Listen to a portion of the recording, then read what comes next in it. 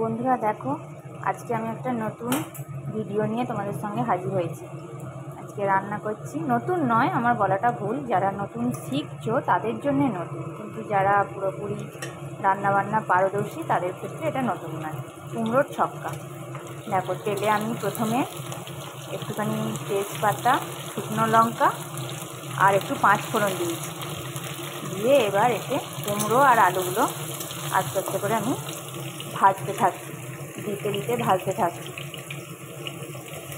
এইভাবে কুমড়ো আলুগুলো একটু তেলটা হয়ে গেলে দিতে থাকবে, দিয়ে অল্প অল্প করে নাড়াচাড়া করতে থাকবে,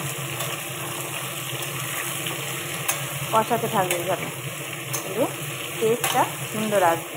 একটা শুকনো লঙ্কাও আমি ফোড়নে দিয়েছি। এটা এইভাবে আমি কষাতে থাকছি, একটু কষাতে কষাতে। এবার এটাতে আমি যে মশলাগুলো দেবো সেগুলো দেখো।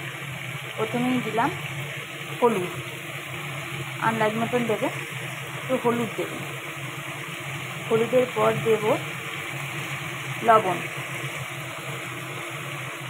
লবণটাও দেবে আন্দাজ মতন। কুমড়ো একটু যেহেতু মিষ্টি মিষ্টি হয়, তাই লবণের পরিমাণটা আন্দাজ মতন দেবে।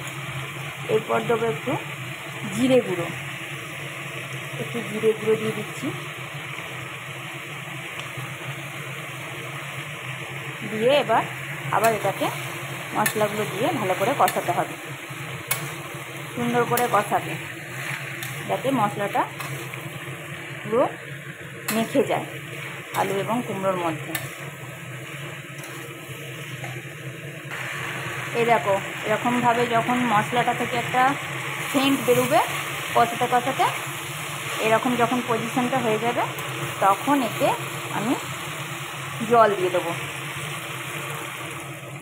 জল দিয়ে এবার এটা সেদ্ধ হতে দেবো, যাতে আলু এবং কুমড়ো সুন্দর করে সেদ্ধ হয়ে যায়।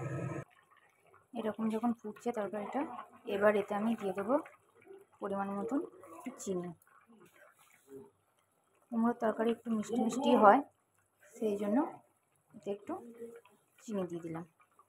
যে যেরকম খাবে আন্দাজ মতন দিয়ে দেবে। দেখো বন্ধুরা, কুমড়োটা এবার হয়ে গেছে। এরকম পরিস্থিতিতে এবার একটুখানি গাওয়া ঘি দিয়ে দেবো।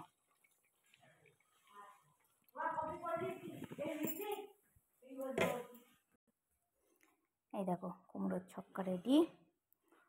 ঘি দিয়ে নামিয়ে নিলাম। এরকম শুকনো শুকনো করে নামিয়ে নেবে। কুমড়োর ছক্কা রেডি। তোমরা নিজেরা একটু ট্রাই করবে বাড়িতে।